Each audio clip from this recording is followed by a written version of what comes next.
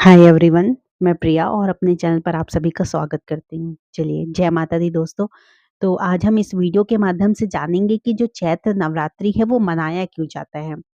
चलिए, तो परसों चैत्र नवरात्रि जस्ट स्टार्ट हो रही है, तो क्या आप जानते हैं कि चैत्र नवरात्रि मनाया क्यों जाता है और इसका इतिहास क्या है या फिर महत्व क्या है इसका। तो देखिए, चैत्र नवरात्रि का जो पर्व है वो इस साल 9 अप्रैल से आरंभ हो रहा है और इसके साथ ही इस व्रत का समापन जो है वो 17 अप्रैल को होगा।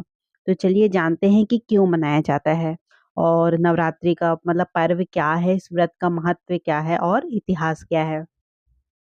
तो देखिए, जो चैत्र नवरात्रि में माँ दुर्गा की पूजा की जाती है, हर साल में 2 नवरात्रि का त्योहार मनाया जाता है। एक नवरात्रि का पर्व चैत्र महीने में और दूसरा कार्तिक मास में मनाया जाता है। चैत्र महीने की नवरात्रि की चैती नवरात्रि के नाम से जानते हैं और जो कार्तिक मास की नवरात्रि का जो रहता है वो शारदीय नवरात्रि के नाम से जाना जाता है। दोनों ही नवरात्रि पर्व का अपना एक खास महत्व है ना? दोनों ही नवरात्रि को देश में बहुत ही धूमधाम के साथ मनाया जाता है।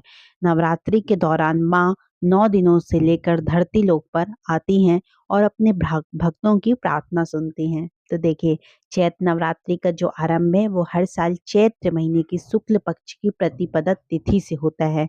चलिए जानते हैं कि क्यों मनाया जाता है चैत्र नवरात्रि का पर्व और क्या था। तो देखिए, चैत्र नवरात्रि मनाने के पीछे एक पौराणिक कहानी है। कहते हैं कि माँ दुर्गा ने महिषासुर नामक राक्षस का वध किया था। ऐसा माना जाता है कि वहां महिषासुर नाम का एक राक्षस रहता था, जिसे भगवान ब्रह्मा ने अमरता का वरदान दिया था। इस आशीर्वाद के कारण वह पृथ्वी से लेकर स्वर्ग तक सभी को परेशान करने लगा। ऐसे में सभी देवी देवता उन उसके अत्याचारों से चिंतित होकर ब्रह्मा, विष्णु और महेश के पास पहुंचे। तब तीनों देवताओं ने आदि शक्ति का आवाहन किया। भगवान शिव, विष्णु और अन्य देवताओं के क्रोध के कारण उनके मुख से एक ज्योति प्रकट हुई और एक स्त्री में बदल गई।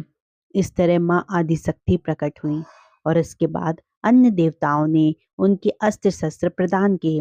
तब माँ दुर्गा ने महिषासुर को चुनौती दी कि 9 दिनों तक युद्ध चलने के बाद 10वें दिन माँ ने महिषासुर का वध कर दिया।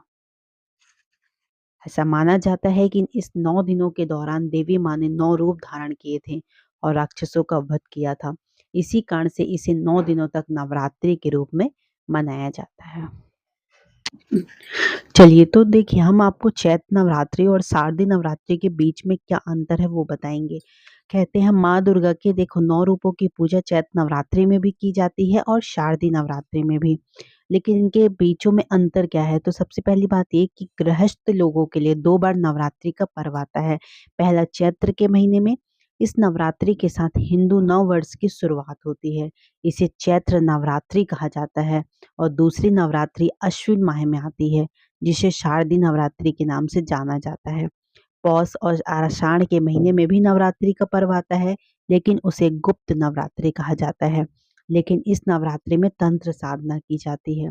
गृहस्थ और पारिवारिक लोगों के लिए सिर्फ चैत्र और शारदीय नवरात्रि को ही उत्तम माना गया है। दोनों में ही माता रानी के 9 स्वरूपों की पूजा की जाती है। इस बार कहा जाता है कि जब धरती पर महिषासुर का आतंक काफी बढ़ गया था, तो देवता भी उसे हरा पाने में असमर्थ हो गए। तो क्योंकि महिषासुर को वरदान प्राप्त था कि कोई भी देवता या दानव उस पर विजय प्राप्त नहीं कर सकता है। ऐसे में देवताओं ने माता पार्वती को प्रसन्न कर उनसे रक्षा का अनुरोध किया। इसके बाद माता रानी ने अपने अंश से 9 रूप प्रकट किए, जिससे देवताओं ने अपने शस्त्र देकर शक्ति संपन्न किया। ये क्रम चैत्र महीने में प्रतिपदा तिथि से शुरू होकर 9 दिनों तक चला। तब से 9 दिन तक चैत्र नवरात्रि के तौर पर मनाया जाने लगा। अब देखिए, कहते हैं कि शारदीय नवरात्रि मनाने का क्या कारण है। कहते हैं देवी दुर्गा ने अश्विन के महीने में महिषासुर पर आक्रमण कर उससे 9 दिनों तक युद्ध किया था और 10वें दिन उसका वध कर दिया। इसलिए इन 9 दिनों में शक्ति की आराधना के लिए समर्पित कर दिया गया। चूंकि अश्विन मास में शरद ऋतु का प्रारंभ हो जाता है, इसलिए इसे शारदीय नवरात्रि कहा जाता है। शारदीय नवरात्रि के 10वें दिन को विजयादशमी के रूप से मनाया जाता है। अब देखिए, इन किन मामलों में अलग है। नवरात्रि, इस चैत्र नवरात्रि, शारदीय नवरात्रि। तो चैत्र नवरात्रि के दौरान कठिन साधना व कठिन व्रत का महत्व है, जबकि शारदीय नवरात्रि के दौरान सात्विक साधना, नृत्य, उत्सव आदि का आयोजन किया जाता है। यह दिन शक्ति स्वरूप माता की आराधना के दिन माने गए हैं। चैत्र नवरात्रि का महत्व महाराष्ट्र, आंध्र प्रदेश, तेलंगाना और कर्नाटक में बहुत ज़्यादा है, जबकि शारदीय नवरात्रि का महत्व गुजरात, पश्चिम बंगाल में ज़्यादा है। शारदीय नवरात्रि के दौरान बंगाल में शक्ति की आराधना स्वरूप दुर्गा पूजा पर्व मनाया जाता है। वहीं गुजरात में गरबा आदि का भी आयोजन किया जाता है। चैत्र नवरात्रि के अंत में रामनवमी आती है। मान्यता है कि प्रभु श्री राम का जन्म रामनवमी के दिन ही हुआ था, जबकि शारदीय नवरात्रि के अंतिम दिन महानवमी के रूप में मनाया जाता है।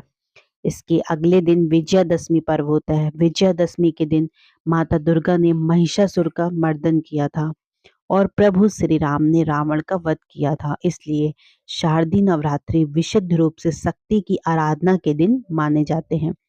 मान्यता है कि जो चैत्र नवरात्रि की साधना है वो आपको मानसिक रूप से मजबूत बनाती है और आध्यात्मिक इच्छाओं की पूर्ति करने वाली है।